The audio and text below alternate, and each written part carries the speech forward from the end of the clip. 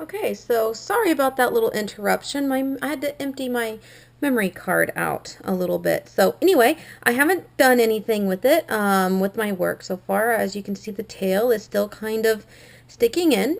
What you're going to do is we're going to join. You see how there's kind of like a little space in between here? We're going to join this portion of our work with this portion of our work so that it is a complete circle.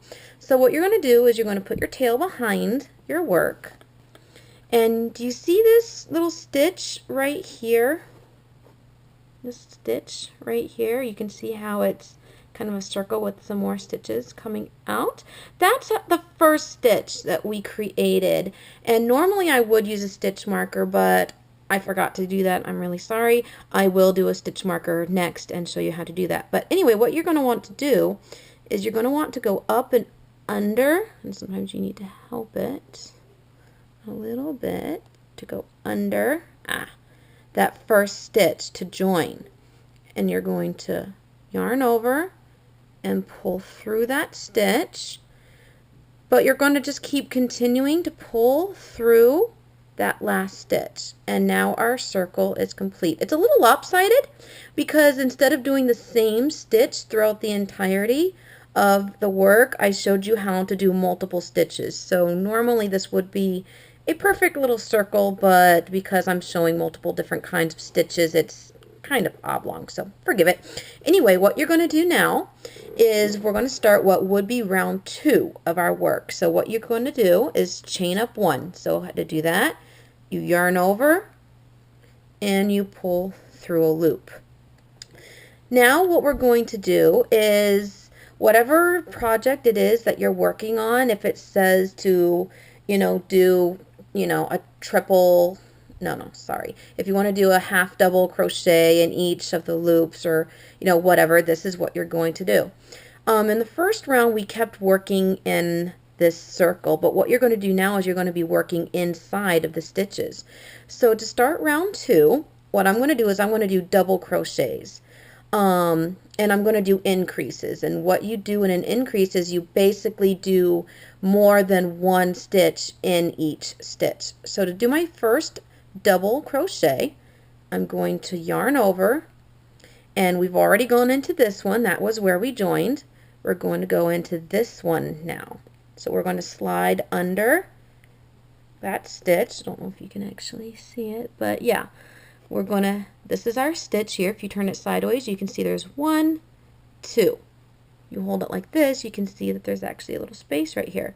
We're going to go into this stitch, yarn over, pulling through the stitch. We have 3 loops, yarn over, pull through 2, yarn over, pull through 2.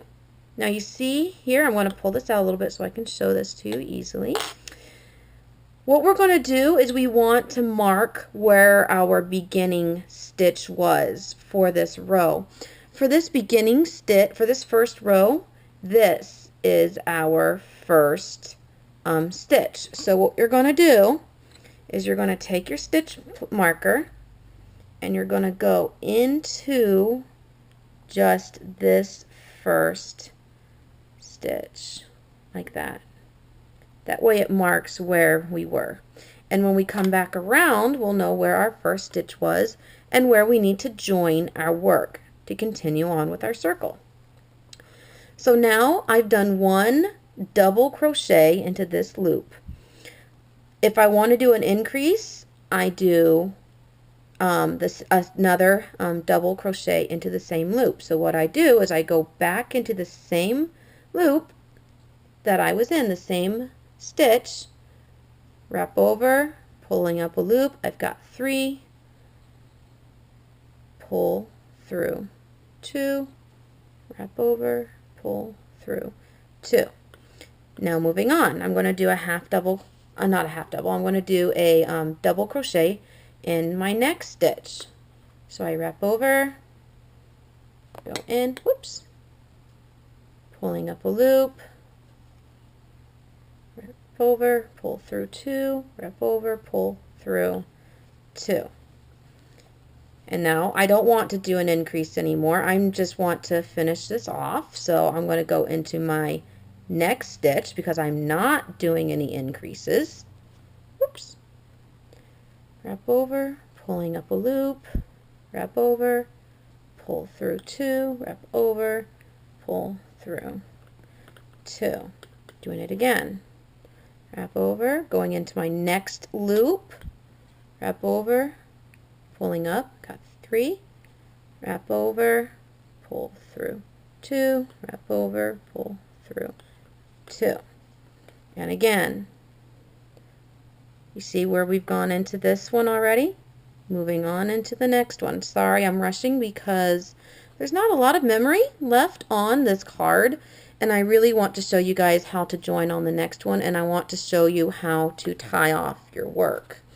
And time is not my friend at the moment, so I'm kind of going through this. And if you guys want, not only with this video, but with any other video as well, what you can do is, if you're not understanding something, or if something wasn't quite clear, what you can do is pause the video, do whatever stitch that you wanted to do, and then replay the video. Or, you know, just play the video to move on, or back the video up to repeat something. That's how I learned. So as you can see, I'm just kind of moving along. So yeah, I have one more stitch right here that I'm going to go into. And pull over, wrap over, sorry, and done. Now, I'm done with this row, I think.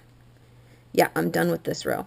Now what I want to do is, I see that I've made a mistake.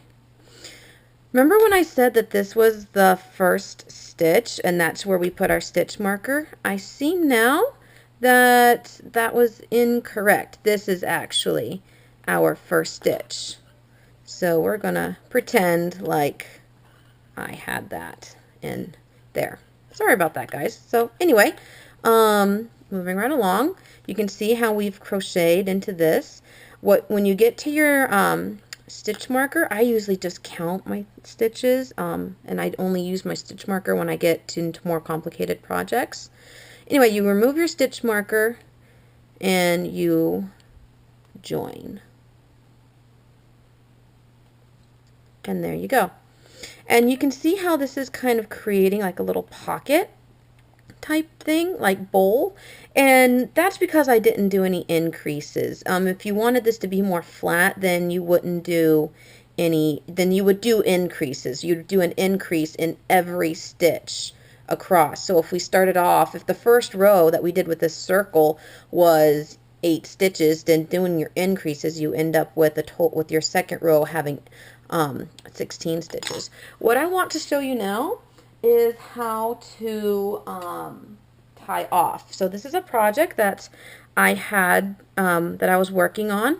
It's part 3 of a 3-part project that I had. I created a square, and this is going to go on one edge of my square to create, you know, I'm going to have one like this on one corner of the square and then another one like this on the other corner of the square to make the square into a heart.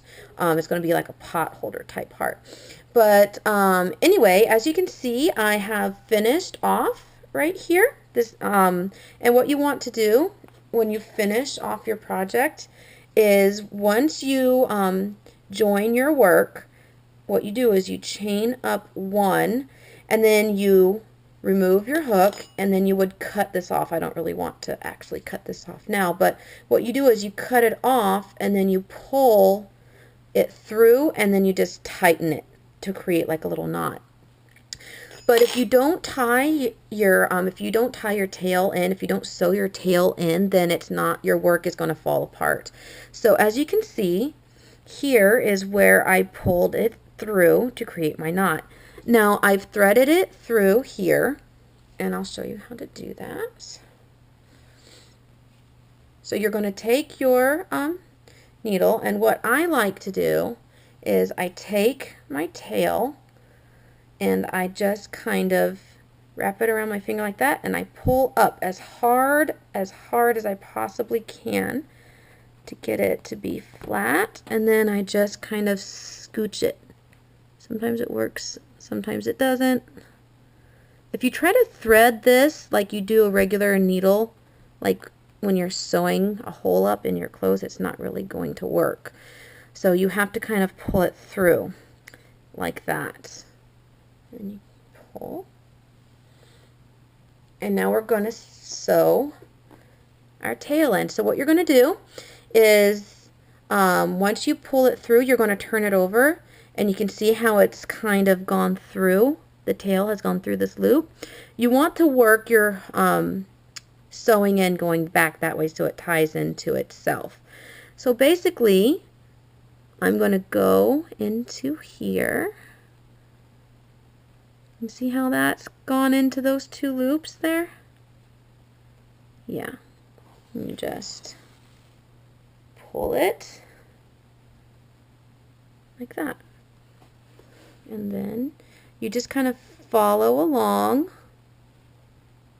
like this so that you hide it well inside your work. You don't really want your tail to be seen through your work.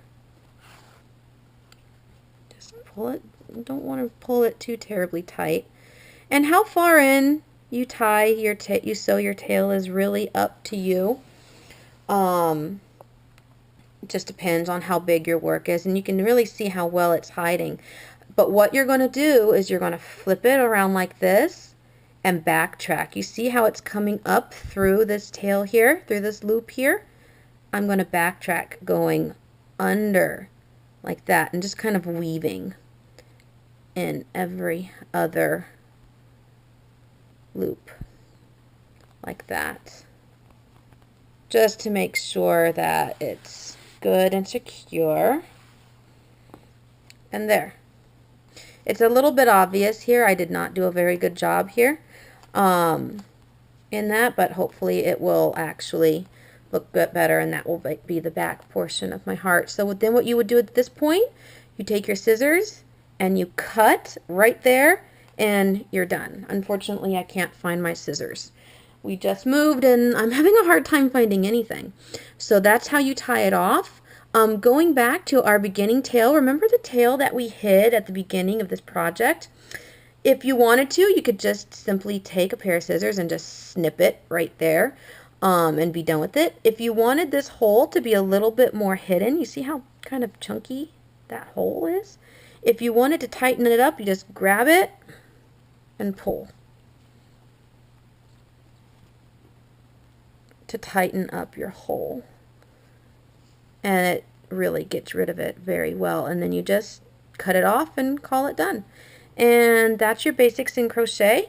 I hope you guys enjoyed this video. I hope you hope it was easy to follow. If not, don't hesitate to call me, message me, whatever. Thank you.